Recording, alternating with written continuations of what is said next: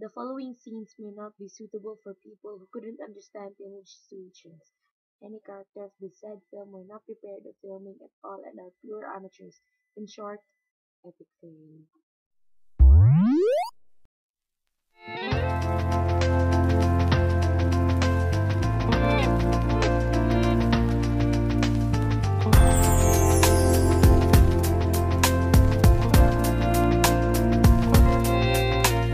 주머니 안에서 못 꺼내 많이 비싸지 않았어 못 꺼내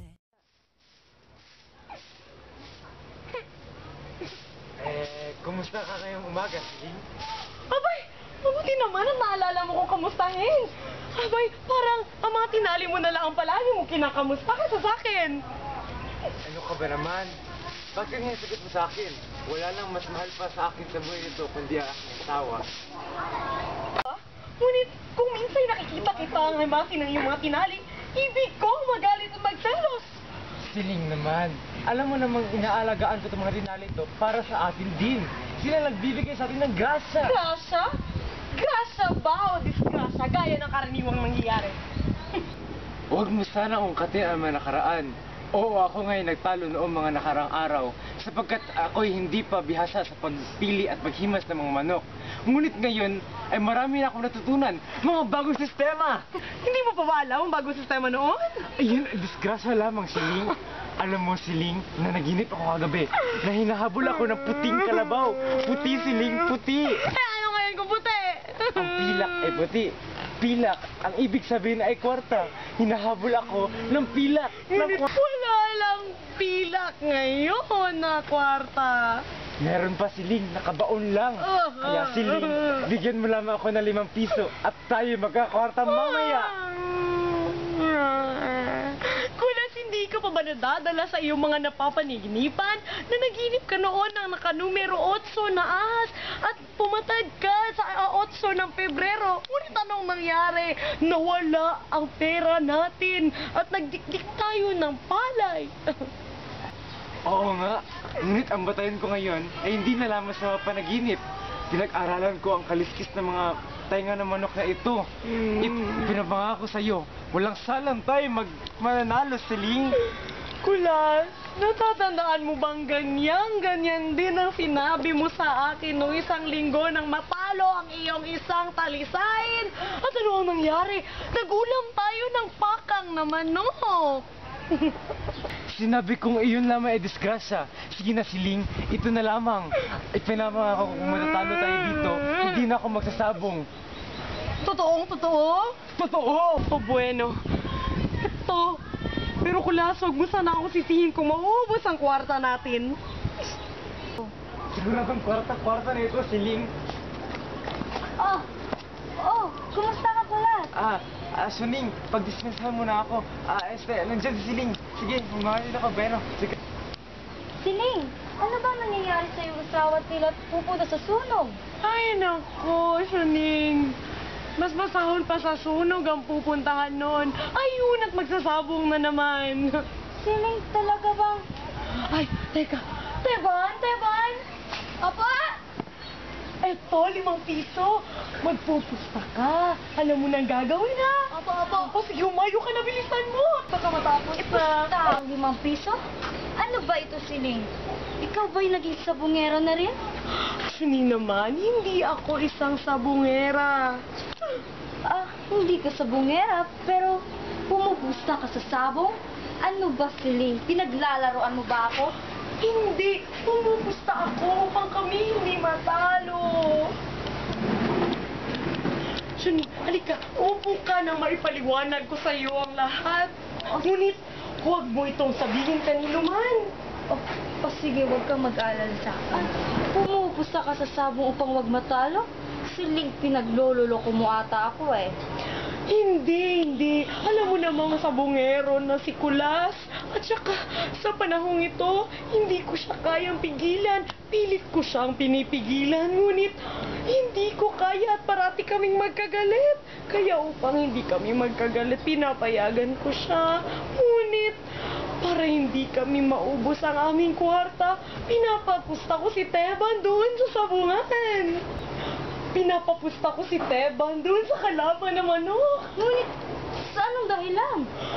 Dahil kung matalo man si Kulas, mananalo ako.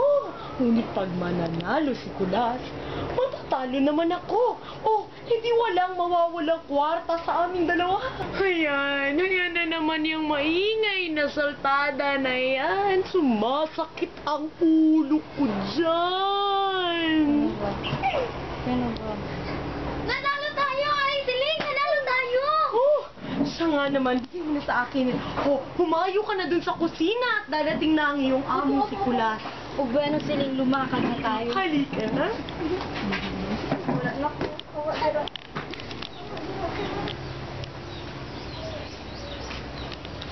Hoy, Kulas! Kumusta ka? Ay, Castor, talaga ako'y malas. Alam mo ba kanina, natalo pa ako? Noong nagsagupaan na ang mga manok, lumundag at pinalo ng pailalimang kalaban. Bumelta silang pareho at nagirian na parang buksingero. Lumundag ang manok ko. Ngunit alam mo ba kung saan lumagpak? O saan? Sa tari ng kalaban. Talagang ako'y malas. Hindi na ako magsasabong. Bakit naman? Wala pa namang maraming natatalo sa'yo ah. Ano bang walang marami? Halos tutong na lamang ang matira sa aming naipon? Ang katwiran na huwag ka nang magsabong. Ano bang hindi tama? Sapagkat pag hindi ka na nagsabong, ang natalo mong pera ay hindi mo na mababawi. Sapagkat ikaw ay pa magsabong, mababawi mo pa ito. Hindi, Castor. Tama nga si Siling. Ang sugal ay swerte-swerte lamang. At ang swerte ko ay masama. Ano bang swerte-swerte? Iyan ay hindi totoo. Tingnan mo ako. Kulas, ako hindi natatalo sa sabong. Hindi, Castor. Dapat ka nang tumigil sa pagsasabong. Kung nakikita lang sana ng iba na ang lahat ng manok mo ay nakabitin pag uwi. Go. Oo, natatalo ang aking manok. Ngunit, nananalo naman ako sa pustahan. Ngunit, paano yan? Pumupusta ako, hindi sa aking manok, kundi sa manok ng kalaban. Kung manalo ang manok mo, Hindi pwedeng manalo kasi ginagawan ko na paraan. anong paraan, Castor? Gusto mo ba talaga malaman? Aba, oo, sige. Kumuha ka ng tinali mo at ang karayom.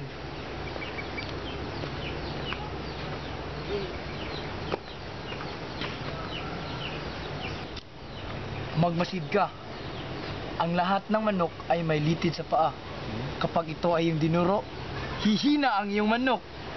At walang makakapansin ng ating ginawa. At itong manok mo ay hindi kailanmay makakapalo. Ah, sa makatuwid, hindi na ito makapalo. Hindi, ito'y matatalo. Natural! O tsaka. O siya, aalis na ako. Baka makita ba ako ni Siling. Laki-lakihan mo ang tipak ha. Ano na naman ba yan, Kulas? Akala ko ba isinusumpa mo na ang pagsasabong? Siling, ngayon na lamang, walang salang tayo makakabawi. Ano ba naman itong si Kulas? Parang presyo ng asukal. Oras-oras kung magpalit ng desisyon. Siling, ngayon na lamang talaga. At pinapangako kung matatalo pa ako dito, ipapatayin mo ang lahat na aking tinali. Baka isa na naman yung pangakong mapapako. Ayan si Siling, ang ating testigo. Ako ang testigo. Magkano ba ang kailangan? 20 piso lang. 20 piso? Sus, Mariosep. Sige na, Siling, ngayon na lamang. Sige na. Sige, eto. Ano ang aking gagawin? Teban, Teban! Ayun na naman ang amo mo sa sabungan. Eto, 20 piso. Ipusta mo sa kalaban.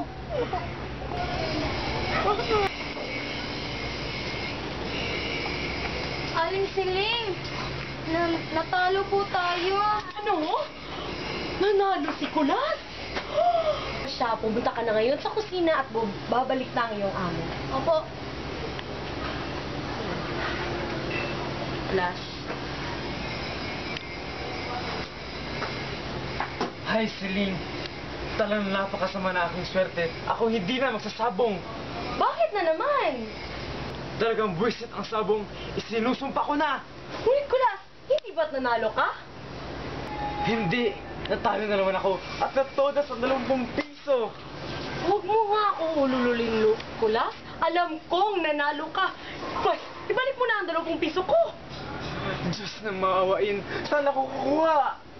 Hindi mo ako makukuha sa drama, Kulas. Alam kong nanalo ka. Sino ba siyang may sabing nanalo ako? Talagang dapat hindi ako nakinig kay Castor. Kung hindi ikaw, aanuhin natin ito. Ikaw, Kulas, bakasan mo tinangay ang 20 piso at tinuka ito. Ano bang kaululan ito, Siling? Isinusumpa ko na natalo ang 20 piso. Siya nga ba? Si Teban! Pumunta siya sa sabungan! Teban! Teban! Ano po yun? Saan ang 20 piso ko? Isauli mo ang 20 piso ko! Wala po sa akin. Paano? Nasaan na? Saan ang 20 piso ko, Teban? Huwag mo nakawin ang 20 Hindi piso. hindi ko po yun ninakaw. Totoo po, Sino? natalo yung manok na pinusta ko sa kalaban. Saan ang 20 piso ko? Teka, Teban, ikaw ba'y pumusta sa kalaban? Opo, Ha? Saan ka nagnakaw ng kwarta? kay Aling Siling po. Nagnakaw kay Aling Siling? Hindi po. Pinapupunta niya po ako. Ah, ganun pala. Hoy, Siling, pinapatigil mo ako sa pagsasabong, ngunit ikaw sa bungera pala na pailalim. Hindi. Pumupusta ako sa manok ng kalaban. At ako'y kinakalaban mo, ha? Hindi. Alam mo kasi, Kulas, sa tuwing nagsasabong ka, palaging natatalo ang iyong manok. Kaya, para hindi maubos ang ating kwarta, ako ay pumupusta sa kalaban ng manok upang manalo ka man o matalo, hindi pa rin tayo mamumulube. Katuwid, kahit pala manalo ang aking manok, ay bali wala rin. Kahit naman matalo bali mayroon din. Sayang na pala ang kahimas ko at kabubugan ng usok sa aking manok. Para nakuulol. Teka muna. Isipin muna natin saan naroon ang 20 piso. Teban, saan mo dinala ang aking kwarta? Pinusta ko po sa kalaban ng manok. Saan yun? Kulas, asan ang 20 piso ko? Ano ang ibig sabihin nito? Pumusta ka sa manok ng kalaban? Oo! Alam mo, pinilayan ko ang aking manok. At nang nagsabong na sila, tumakbo ang diyasking manok ng kalaban at yun, nanalo manok ko. Gusto mong manyupi, kaya ikaw ang manchuchupi. Aba! Tawa pa! Siya nga, bakit ka nagtatawa sila? Sapagkat ako'y tuwang-tuwa, Suning, dito ka na maghapunan at imbitahin mo si Kumaring Kikay at pati na rin ang iba nating mga kaibigan. Maghahanda ako! Ha? Maghahanda? Oo, Teban, ihanda mo ang mga palayok at hiramin mo ang kaserola ni Ate Nena. Opo. Ngunit, paano tayo maghahanda kung gayong natalunan tayo ng 40 piso? Hindi bale, ipagdiriwang natin ang huling pamamaalam mo sa pagsasabong. Huling pamamaalam? Oo, sapagkat nangako ka at nanumpa na hindi ka na magsasabong at hindi na natin kailangan bumili pa ng ulam. Bakit? May 6 pa na tinali sa kulungan. At saka, ang 3 ay aadubuhin ko at ang 3 naman ay sasabuan.